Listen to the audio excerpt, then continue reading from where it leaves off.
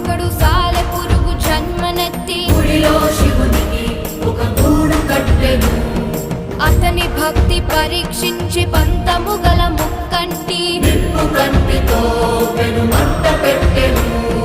భగ భగ భగ మండే లింగము కాపాడ సాలె పురుగు మంట దూకి ప్రాణముదలగా శివుడు కనికరించి హృదయాన చోటు నుంచి